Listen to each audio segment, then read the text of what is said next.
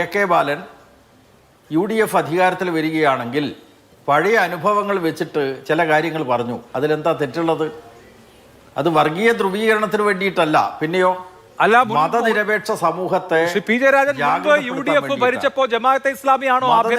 സമൂഹത്തെ ജാഗ്രതപ്പെടുത്തേണ്ട ഇന്നത്തെ സാഹചര്യത്തിൽ വളരെ അത്യാവശ്യമാണ്. ഇപ്പോ ജമാഅത്തെ ഇസ്ലാമിയുടെ പേര് പറഞ്ഞത്, ജമാഅത്തെ ഇസ്ലാമി ഇപ്പോൾ പരസ്യമായിട്ട് UDFനെ അനുകൂലിച്ചുകൊണ്ടും വന്നു എന്ന് മാത്രമല്ല, പ്രതിപക്ഷ നേതാവായിട്ടുള്ള VD സതീശൻ ജമാഅത്തെ ഇസ്ലാമിയുടെ ലക്ഷ്യം തന്നെ ഉപേക്ഷിച്ചിരിക്കുന്നു, പഴയ ജമാഅത്തെ ഇസ്ലാമി അല്ല എന്നൊക്കെ പറഞ്ഞിട്ട് രംഗത്ത് വന്നത് അഭിലാഷിന്റെ ശ്രദ്ധയിൽപ്പെട്ടിട്ടില്ലേ? ശ്രീ P ജയരാജൻ, കേരളത്തിൽ BJP പോലും പറയാത്തതാണ് ഇപ്പോൾ CPM പറഞ്ഞുകൊണ്ടിരിക്കുന്നത് എന്ന് ജമാഅത്തെ ഇസ്ലാമി മാത്രമല്ല കോൺഗ്രസും മുസ്ലിം ലീഗും ഇതര UDF ഘടക കക്ഷികളും ചൂണ്ടിക്കാണിക്കുന്നു. കേരളത്തിലൊരു മുസ്ലിം രാജ് വരാൻ പോവുകയാണ് എന്ന് പറഞ്ഞ് പേടിപ്പിച്ചിട്ടാണോ അടുത്ത നിയമസഭാ തെരഞ്ഞെടുപ്പിൽ വോട്ട് പിടിക്കാൻ പോകുന്നത്?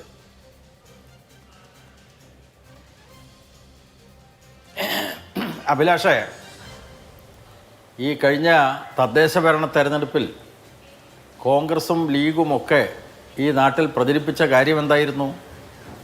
മുണ്ടുടുത്ത മോഡിയാണ് പിണറായി വിജയൻ. പിണറായി വിജയനും RSS BJPയും തമ്മിൽ ഡീലുണ്ട്. എന്തിനു വേണ്ടിയിട്ടായിരുന്നു ആ പ്രചരണം?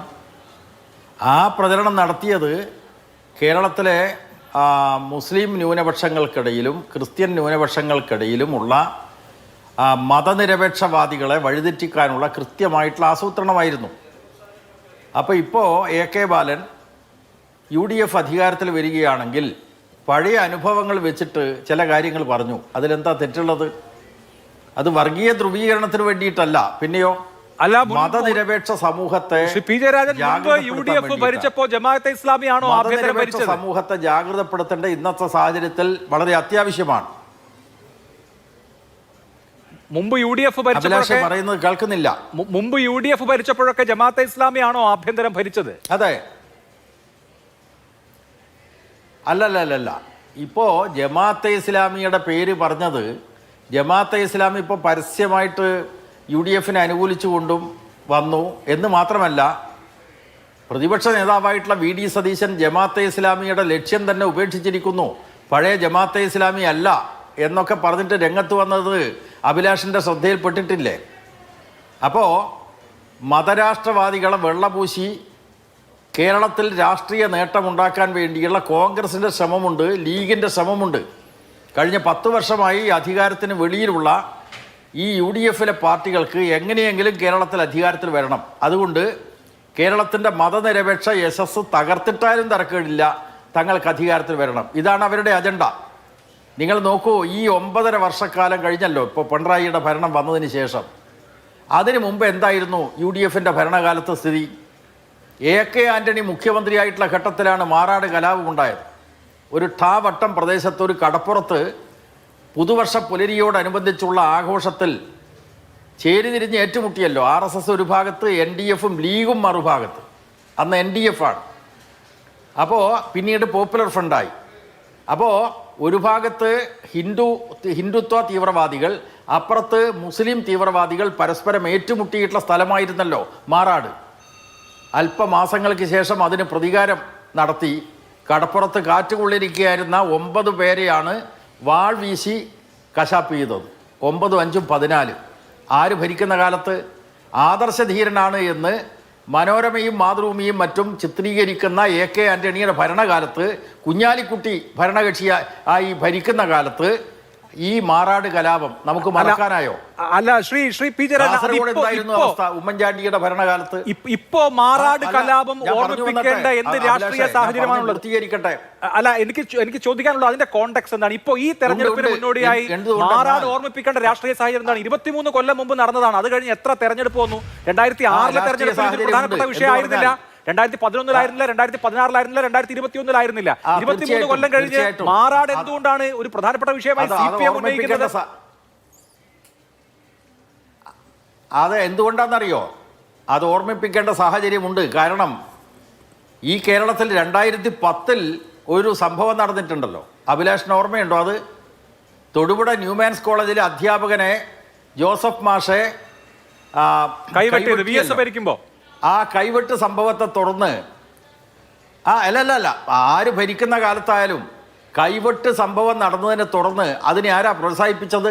ഈ ജമാഅത്തെ ഇസ്ലാമിയുടെ മാധ്യമം പത്രം. നിഷേധിക്കാനും കഴിയുമോ?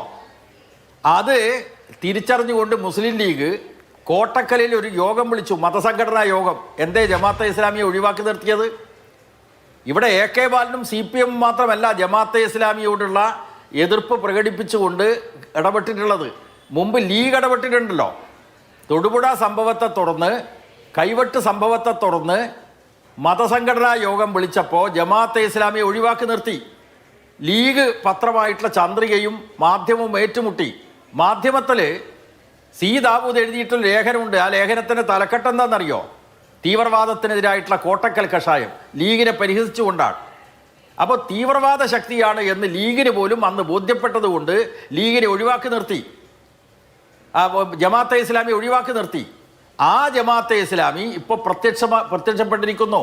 ഇപ്പോൾ സതീശൻ പറയുന്നുണ്ടല്ലോ, ജമാഅത്തെ ഇസ്ലാമി അതിൻ്റെ മതരാഷ്ട്ര സങ്കല്പമെല്ലാം ഉപേക്ഷിച്ചിരിക്കുന്നു, മൗദൂദിയുടെ നിലപാട് അംഗീകരിക്കുന്നില്ല എന്നൊക്കെ പറയുമ്പോൾ ഈ 2025, ഇത് 2026 ജനുവരി മാസമല്ലേ, 2025 ഏപ്രിൽ മാസത്തിൽ എന്തേ കോഴിക്കോട് കരിപ്പൂരിലേക്കുള്ള എയർപോർട്ട് മാർച്ചിൽ നമ്മൾ കണ്ടിട്ടുള്ള ഒരു ബാനർ വഖഫ് നിയമ ഭേദഗതിക്കെതിരായിട്ട് ആരെ കൊണ്ടുവന്നത്? മോദിയാ, BJP ആണ്. ആ BJPക്ക് വലിയ സ്വാധീനമില്ലാത്ത കേരളത്തിൽ എയർപോർട്ടിലേക്ക് മാർച്ച് നടത്തി. എന്തിന്? വഖഫ് നിയമ ഭേദഗതിക്കെതിരായിട്ട്. ആര്? ജമാഅത്തെ ഇസ്ലാമിക്കാർ. ആ പിടിച്ചിട്ടുള്ള ബാനറിൽ 2 ഫോട്ടോസ് ഉണ്ടായിരുന്നു. ഇന്ത്യക്കാരുടേതാ. നിങ്ങൾ നോക്കൂ, ഈ കേരളം ചെന്നകപ്പെടുന്ന ഭീതിതമായിട്ടുള്ളൊരു അന്തരീക്ഷത്തെ ഓർമ്മിപ്പിക്കുന്നത് തെറ്റാണോ? ആരുടെ ഫോട്ടോ ആണ് വെച്ചത്? ലീഗുകാർ പറയട്ടെ. അല്ല, ആ ഫോട്ടോ ഈജിപ്തിലെ ഒരു തീവ്രവാദിയുടെ ഫോട്ടോ. അല്ല, തീവ്രവാദിയുടെ 2 ഫോട്ടോസാണ്.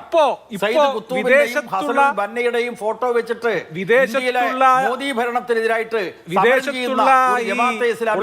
ഇസ്ലാമിസ്റ്റ് ബിംബങ്ങളെ ജമാഅത്തെ ഇസ്ലാമി ഇപ്പോ ഉപയോഗിക്കുന്നു എന്ന് പറയുമ്പോൾ ഞാൻ 2004 ബിംബമൊന്നുമല്ല. അല്ല, 2004 ഒരു കാര്യം ഓർക്കാണ്. 2004 ഇസ്ലാമിസ്റ്റ് ബിംബമൊന്നുമല്ല. നിങ്ങൾ നോക്കൂ, പൊളിറ്റിക്കൽ ഇസ്ലാമിസ്റ്റുകളുടെ 2 പ്രധാനപ്പെട്ട പേരുകാർ അല്ലെങ്കിൽ അവരുടെ എന്താ പറയുക, അവരുടെ ഐക്കൺസ് എന്നാണ് ഞാൻ ഉദ്ദേശിച്ചത്. ഞാൻ ഒരൊറ്റ ചരിത്രം ഓർമ്മിച്ചോടെ. ശ്രീ P. ജയരാജൻ 2004 നിങ്ങൾ 18 സീറ്റ് ജയിക്കുന്ന തെരഞ്ഞെടുപ്പുണ്ടല്ലോ, ആ തെരഞ്ഞെടുപ്പിൽ LDFന് വേണ്ടി സംസ്ഥാന വ്യാപകമായി ദേശാഭിമാനിയുടെ ബാക്ക് കവർ മുഴുവനായിട്ട് അടിച്ചിട്ടുള്ള ഒരു LDFന്റെ പോസ്റ്റർ ഉണ്ടായിരുന്നു, ഒരു പ്രചരണ പോസ്റ്റർ ഉണ്ടായിരുന്നു. അതിൽ 2 പേരുടെ വലിയ പടം ഉണ്ടായിരുന്നു. ഷെയ്ഖ് അഹമ്മദ് യാസിന്റെയും അബ്ദുൽ അസീസ് റണ്ടീസിയുടെയും. 2 പേരും ഹമാസിന്റെ തലവന്മാരായിരുന്നു. ഇസ്രായേൽ അടുപ്പിച്ചടുപ്പിച്ച് കൊന്നുകളഞ്ഞ, ഹമാസിനെ സൃഷ്ടിച്ച, ഹമാസിന്റെ രൂപീകരണത്തിന് നേതൃത്വം വഹിച്ച ആളുടെ ഷെയ്ഖ് അഹമ്മദ് യാസിന്റെ പടം നിങ്ങൾ തെരഞ്ഞെടുപ്പിന് വേണ്ടി ഉപയോഗിച്ചിട്ടുണ്ട്. തെരഞ്ഞെടുപ്പിന് വേണ്ടി സദ്ദാം ഹുസൈന്റെ പടം ഉപയോഗിച്ചിട്ടുണ്ട്. ഇതൊക്കെ ജമാഅത്തെ ഇസ്ലാമി ഉപയോഗിച്ച പ്രശ്നം. ഞങ്ങളാണെങ്കിൽ ഹലാൽ, അവരാണെങ്കിൽ ഹറാം. കേട്ടോ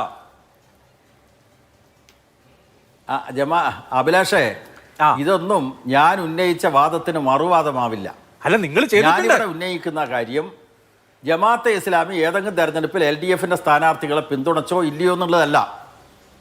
VD സതീശനെ പോലെയുള്ള കോൺഗ്രസ് നേതാക്കന്മാർ ഈ ജമാഅത്തെ ഇസ്ലാമിക്കാർ അവരുടെ ലക്ഷ്യമെല്ലാം മാറ്റിയിരിക്കുന്നു എന്ന് പറയുന്ന അവസരത്തിൽ ഈ 2025 ഏപ്രിൽ മാസത്തിൽ കരിപ്പൂരിലേക്ക് വഖഫ് നിയമ ഭേദഗതിക്കെതിരായിട്ട് എയർപോർട്ട് മാർച്ച് നടത്തിയപ്പോൾ അവിടുത്തെ ഈജിപ്തിലെ സെക്യുലർ ഗവൺമെൻറ്റിനെതിരായിട്ട് കലാപം നടത്തിയതിൻ്റെ പേരിൽ വിചാരണ ചെയ്ത് തൂക്കിക്കൊന്നിട്ടുള്ള സയ്യിദ് കുത്തൂബിൻ്റെ ഫോട്ടോ വെച്ചിട്ട് പ്രചരണം നടത്തുന്നതിൽ എന്താണ് പ്രസക്തി എന്നാണ് ഞാൻ ചോദിക്കുന്നത്. രാഷ്ട്രീയമല്ലേ ശ്രീ? അവിടെ ഇറാഖിൽ മാത്രമല്ല, ഇപ്പൊ വെനിസ്വേലയിലെ കമ്മ്യൂണിസ്റ്റുകാരെ, ജയിലിലിട്ടും അല്ലാതെയൊക്കെ ഇന്ത്യൻ കൊന്ന സദ്ദാം ഹുസൈനെ അവസാനിപ്പിക്കാൻ അനുവദിക്കൂ. അല്ല, സദ്ദാം ഹുസൈൻ ഇറാഖിലെ കമ്മ്യൂണിസ്റ്റുകാരെ കൊന്നുകളഞ്ഞ നീചനായിരുന്നില്ലേ? അവസാനിപ്പിക്കാൻ ഉപയോഗിച്ചത് ആരാണ്? മര്യാദ കാണിക്കണം അഭിലാഷേ. അല്ല, അങ്ങയോട് ചോദ്യമാണ്. അതെ, സദ്ദാം ഹുസൈൻ ആരായിരുന്നു? സദ്ദാം ഹുസൈൻ ഇറാഖിലെ കമ്മ്യൂണിസ്റ്റുകാരെ കൊന്നിട്ടില്ലേ? എല്ലാ ചോദ്യങ്ങൾക്കും എൻ്റെ അടുക്ക് മറുപടിയുണ്ട്. പക്ഷേ താങ്കൾ ചോദിച്ച ചോദ്യങ്ങൾക്ക് മറുപടി പറഞ്ഞുകൊണ്ടിരിക്കുന്ന അവസരത്തിൽ തോക്കുകേരി വെടിവെക്കല്ല. ശരി ശരി, ഞാൻ പറഞ്ഞത് ജമാഅത്തെ ഇസ്ലാമി അതിൻ്റെ ലക്ഷ്യമെല്ലാം ഉപേക്ഷിച്ചിരിക്കുന്നു, മതരാഷ്ട്രവാദം ഉപേക്ഷിച്ചിരിക്കുന്നു എന്ന് പറയുമ്പോൾ ഇവിടെ ഈജിപ്തിലെ സെക്യുലർ ഗവൺമെൻറ്റിനെതിരായിട്ട് കലാപം നടത്തിയിട്ട് അവിടുത്തെ ഗവൺമെൻറ് വിചാരണ ചെയ്ത് തൂക്കിക്കൊന്നിട്ടുള്ള ഒരു തീവ്രവാദിയുടെ ഫോട്ടോ വെക്കുന്നു. അവിടെ കലാപത്തിനിടയിൽ കൊല്ലപ്പെട്ട മറ്റൊരു തീവ്രവാദിയുടെ ഫോട്ടോ വെക്കുന്നു. എന്താണ് ഇതിൻ്റെ പ്രസക്തി? രാജ്യത്തിലെ ദേശീയ നേതാക്കന്മാരായിട്ടുള്ള ഒട്ടനവധി മുസ്ലിം നേതാക്കന്മാരുണ്ട്. അവരുടെ ഫോട്ടോ വെച്ചാൽ മനസ്സിലാക്കാം. അത് ഏപ്രിൽ മാസത്തിലാണെങ്കിൽ ഒക്ടോബർ മാസത്തിൽ മലപ്പുറത്ത് സോളിഡാരിറ്റി നടത്തിയിട്ടുള്ള സെമിനാറിലെ വിഷയം എന്തായിരുന്നു? അബ്ദുള്ള മൗദൂദിയുടെ ഇസ്ലാമിക ദർശനം പഠിപ്പിക്കണം, അല്ലേ? ആരാ മൗദൂദി? ഇന്ത്യയിലെ ജനാധിപത്യ വ്യവസ്ഥയിൽ ജീവിക്കുന്നത് പോലും ഇസ്ലാമികൾക്ക് ഇസ്ലാം വിശ്വാസികൾക്ക് അത് ഹറാമാണ് എന്ന് പ്രചരിപ്പിച്ചിട്ടുള്ള മൗദൂദി സ്വാതന്ത്ര്യം കിട്ടിയ അവസരത്തിൽ ഇന്ത്യ പാക് വിഭജനത്തെ തുടർന്ന് പാകിസ്ഥാനിലേക്ക് തൻ്റെ പൃഷ്ഠത്തിലെ പൊടിയും തട്ടിയിട്ട് അങ്ങോട്ടേക്ക് പോയിട്ടുള്ള മൗദൂദി അവിടെ പോയിട്ട് അഹമ്മദിയ വിരുദ്ധ കലാപം നടത്തി. അഹമ്മദിയ വിഭാഗത്തിനെതിരായിട്ട് കലാപം നടത്തി. ആ 1953 ആ കലാപത്തെക്കുറിച്ച് അന്വേഷിച്ചിട്ടുള്ള ജസ്റ്റിസ് മുനീർ കമ്മീഷന്റെ മുമ്പാകെ മൗദൂദി കൊടുത്തിട്ടുള്ള മൊഴിയുണ്ട്.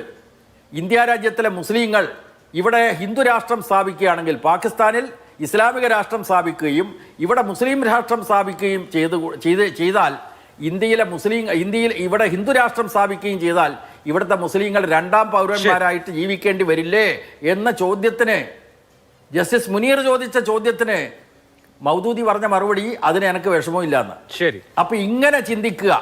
ഇതാണ് മൗദൂദി, ഇതാണ് ജമാഅത്തെ ഇസ്ലാമി. ഇപ്പൊ ബംഗ്ലാദേശ്, നമ്മുടെ അയൽപ്രദേശമായിട്ടുള്ള ബംഗ്ലാദേശിൽ ഹിന്ദു വിരുദ്ധ കലാപങ്ങൾക്ക് നേതൃത്വം കൊടുക്കുന്ന ആരാ? മുസ്ലിങ്ങൾക്കെതിരായിട്ട് തന്നെ ആക്രമണം നടത്തുന്ന തീവ്രവാദ ശക്തി, അവിടുത്തെ വർഗീയമായിട്ടുള്ള സംഘർഷം വർദ്ധിപ്പിക്കുന്ന ഒരു ശക്തി, അതാ ജമാഅത്തെ ഇസ്ലാമി. ആ ജമാഅത്തെ ഇസ്ലാമിയുടെ നിയന്ത്രണത്തിലുള്ള ഒരു ഭരണം കേരളത്തിൽ അധികാരത്തിൽ വന്നു കഴിഞ്ഞാൽ മാറാട് ആവർത്തിക്കും, കാസർഗോഡ് ആവർത്തിക്കും, തലശ്ശേരി ആവർത്തിക്കും. അതുപോലെയുള്ള കാര്യങ്ങൾ പറയുന്നതിൽ എന്താ തെറ്റുള്ളത്? അതാണ് ഞാൻ ചോദിക്കുന്നത്. അതുകൊണ്ട് ഇവിടെ അവര് പ്രത്യക്ഷമായിട്ട് അവര് UDF വോട്ട് ചെയ്യുക മാത്രമല്ല, ഇപ്പോൾ പലയിടത്തും പ്രത്യക്ഷമായിട്ടുള്ള ഒരു കൂട്ടുകെട്ടായി രൂപപ്പെട്ടിരിക്കുകയാണ്. അത്തരമൊരു കൂട്ടുകെട്ടിന്റെ അടിസ്ഥാനത്തിൽ ഭരണം വന്നു കഴിഞ്ഞാൽ ജമാഅത്തെ ഇസ്ലാമിയും അതിനെ പ്രതിനിധാനം ചെയ്യുന്ന മുസ്ലിം തീവ്രവാദ ശക്തികളും ആ ഭരണത്തിൽ ഇടപെടും എന്ന കാര്യത്തിൽ യാതൊരു സംശയവുമില്ല. സാഹചര്യത്തിലേക്കാണ് കേരളം പറഞ്ഞു. അതൊരു രാഷ്ട്രീയ ലൈനാണ്, അല്ലാതെ AK ബാലൻ ഒരു സ്ലിപ്പ് ഓഫ് ടങ് വന്നതല്ല, അബദ്ധത്തിൽ പറഞ്ഞു പോയതല്ല എന്ന് ഞാൻ മനസ്സിലാക്കാം സ്വാഭാവികമായും.